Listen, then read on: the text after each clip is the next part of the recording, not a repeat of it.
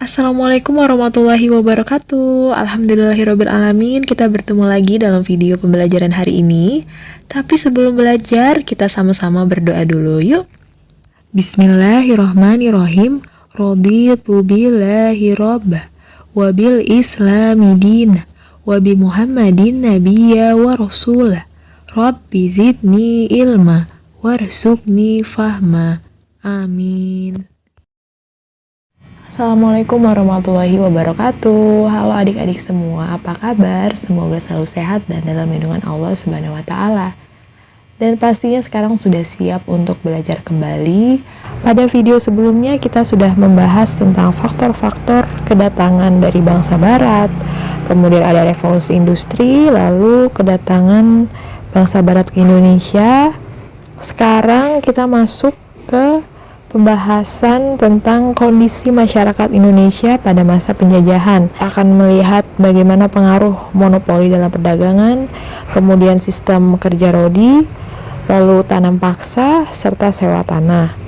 Kita akan membahas yang pertama adalah pengaruh monopoli dalam perdagangan. Nah, sebelumnya monopoli itu apa sih? Monopoli adalah penguasaan pasar yang dilakukan oleh satu atau sedikit perusahaan. Jadi, monopoli ini sangat menguntungkan bagi pelaku perusahaan. Karena apa? Mereka dapat menentukan harga beli dan harga jual. Kemudian pada awalnya ini, kedatangan bangsa barat itu diterima baik.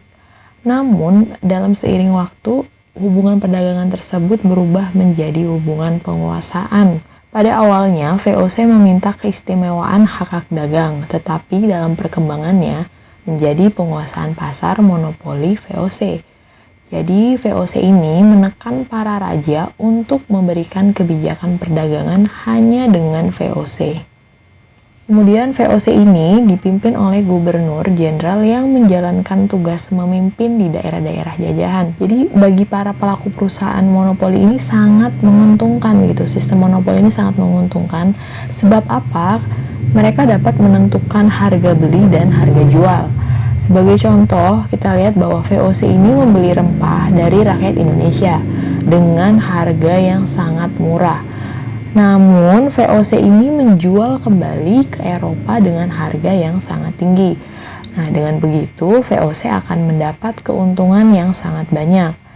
Jadi, Belanda ini memaksa kerajaan-kerajaan di Indonesia untuk menandatangani kontrak monopoli dengan berbagai cara, yaitu ada politik divide et impera. Tujuan politik divide et impera ini adalah agar bangsa Indonesia terjadi permusuhan seperti perang antar kerajaan. Jadi yang dimaksud dengan politik adu domba atau divide et impera adalah politik pecah belah kombinasi strategi politik, militer, dan ekonomi yang bertujuan mendapatkan dan menjaga kekuasaan dengan cara memecah kelompok-kelompok kecil yang lebih mudah ditaklukkan. Berikut ini adalah hak istimewa yang dimiliki VOC atau yang disebut sebagai hak oktroy, yaitu yang pertama hak mencetak uang, yang kedua hak memiliki angkatan perang, yang ketiga hak memerintah daerah yang diduduki, yang keempat hak melakukan perjanjian dengan raja-raja, yang kelima hak memonopoli perdagangan rempah-rempah. Jadi VOC ini melakukan perluasan wilayah ini dengan cara perang. Berikut adalah tokoh-tokoh peletak dasar ekspansi VOC. Gubernur Jenderal VOC yang pertama ada Antonio van Diemen, yang kedua Johan Massacre, yang ketiga Richelieu van Gons, yang keempat Cornelis Jensen Spilman. Dengan diberlakukannya sistem monopoli, rakyat Indonesia ini sangat menderita. Sebab karena rakyat tidak memiliki kebebasan menjual hasil bumi, karena mereka harus wajib menjual kepada VOC dengan harga yang sangat rendah. VOC mengalami kebangkrutan pada akhir abad 18 yang disebabkan oleh korupsi dan manajemen yang kurang baik. Jadi pada tanggal 13 Desember 1799 VOC dibubarkan dan pada tanggal 1 Januari 1800 Indonesia menjadi jajahan pemerintah Belanda. Selanjutnya kita akan membahas tentang pengaruh kebijakan kerja paksa. Pada dasarnya, pemerintah Belanda ini menginginkan keuntungan yang sebanyak-banyaknya dari Indonesia, sehingga menerapkan kebijakan kerja paksa atau RODI. Yang dimaksud dengan kerja paksa atau rodi ini, jadi rakyat Indonesia tidak memperoleh penghasilan yang layak, tidak mendapat asupan makanan, dan juga melakukan pekerjaan di luar batas-batas kemanusiaan. Pembangunan Jalur Anyer Panarukan. Pembangunan Jalur Anyer Panarukan dibangun 200 tahun yang lalu oleh pemerintah Gubernur Jenderal Daendels yang merupakan bagian dari Republik Batav atau Prancis. Pembangunan Jalur Anyer Panarukan ini pada awalnya adalah untuk kepentingan militer pemerintah kolonial. Namun seiring berjalannya waktu menjadi sarana transportasi pemerintahan dan mengangkut berbagai hasil bumi. Selain itu, jalur ini merupakan penghubung kota-kota penting di Pulau Jawa yang merupakan penghasil tanaman ekspor. Jadi panjang jalur Anyer Panarukan ini lebih dari 1000 km dari Cilegon, Jakarta, Bogor, Bandung, Cirebon, Semarang, Pati, Surabaya, Probolinggo hingga Panarukan, Jawa Timur.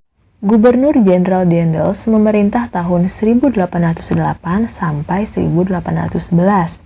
Kebijakannya adalah pembangunan militer, jalan raya, perbaikan pemerintahan, dan perbaikan ekonomi. Namun yang paling terkenal adalah pembangunan Jalur Anyer Panarukan. Pembangunan Jalur Anyer Panarukan dilakukan oleh tenaga manusia sekitar puluhan ribu rakyat Indonesia. Mereka dipaksa membangun, tidak digaji, dan tidak menerima makanan, sehingga banyak yang meninggal karena kelaparan ataupun penyakit. Hal tersebut yang dinamakan kerja paksa atau rodi. Ketiga, pengaruh sistem sewa tanah. Pada masa Raffles, sistem sewa tanah atau land rent system atau land lease sale, yaitu petani harus menyewa tanah meskipun dia adalah pemilik tanah tersebut. Yang kedua, harga sewa tanah tergantung kepada kondisi tanah. Yang ketiga, pembayaran sewa tanah dilakukan dengan uang tunai. Lalu yang keempat, bagi yang tidak memiliki tanah dikenakan pajak kepala. Kenyataannya, sistem sewa tanah ini seakan-akan rakyat tidak memiliki tanah, padahal tanah tersebut adalah milik rakyat. Jadi, hasil sewa tanah ini tidak digunakan untuk kemakmuran rakyat, namun digunakan untuk kepentingan penjajah. Jadi, sistem sewa tanah ini diberlakukan di Pulau Jawa, kecuali daerah-daerah Batavia dan Parahyangan. Kegagalan sistem sewa tanah yaitu sulit menentukan besar kecil pajak bagi pemilik tanah, karena tidak semua rakyat memiliki tanah yang sama. Yang kedua, sulit menentukan luas dan tingkat kesuburan tanah petani. Yang ketiga, keterbatasan jumlah pegawai. Lalu yang keempat, masyarakat desa belum mengenal sistem uang. Yang keempat, pengaruh sistem tanam paksa. Pada tahun 1830, Johannes van den Busch menerapkan sistem tanam paksa atau Kulturstelsel. Jadi, kebijakan ini diawali Belanda mengalami kesulitan keuangan akibat Perang Jawa atau Perang Diponegoro dan Perang Belgia. Kebijakan ini sangat memberatkan masyarakat Indonesia. Praktik-praktik penekanan dan pemaksaan terhadap rakyat antara lain: 1. Menurut ketentuan tanah yang digunakan untuk tanaman wajib hanya 1/5 hari dari tanah yang dimiliki rakyat. Namun kenyataannya selalu lebih, bahkan sampai 1/2 bagian dari tanah yang dimiliki rakyat. 2. Kelebihan hasil panen tanaman wajib tidak pernah dibayarkan. 3. Waktu untuk kerja wajib melebihi dari 66 hari dan tanpa imbalan yang memadai. 4. Tanah yang digunakan untuk tanaman wajib tetap dikenakan pajak. Penderitaan rakyat Indonesia semakin meningkat, dilihat dari jumlah angka kematian rakyat Indonesia yang semakin tinggi akibat kelaparan dan penyakit kekurangan gizi. Orang-orang Belanda yang menentang adanya sistem tanam paksa diantaranya Baron van Heuvel, De Wistaker, dan L. Vitalis. Undang-Undang Agraria. Tahun 1870, Undang-Undang Agraria terbentuk, yaitu mengatur prinsip-prinsip politik tanah di negeri jajahan, yang menegaskan bahwa pihak swasta dapat menyewa tanah, baik tanah pemerintah maupun tanah penduduk.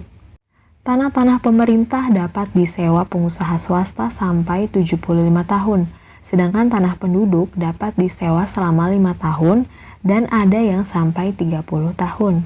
Selanjutnya adalah Undang-Undang Gula. Jadi pada tahun yang sama keluar Undang-Undang Gula yang berisi larangan mengangkut tebu keluar dari Indonesia. Jadi pabrik gula pemerintah akan dihapus secara bertahap dan diambil alih oleh pihak swasta. Melalui Undang-Undang Gula, perusahaan-perusahaan swasta Eropa mulai berinvestasi di Hindia Belanda di bidang perkebunan. Namun sejak Undang-Undang Agraria dan Undang-Undang Gula dikeluarkan, banyak pihak swasta yang memasuki tanah jajahan di Indonesia.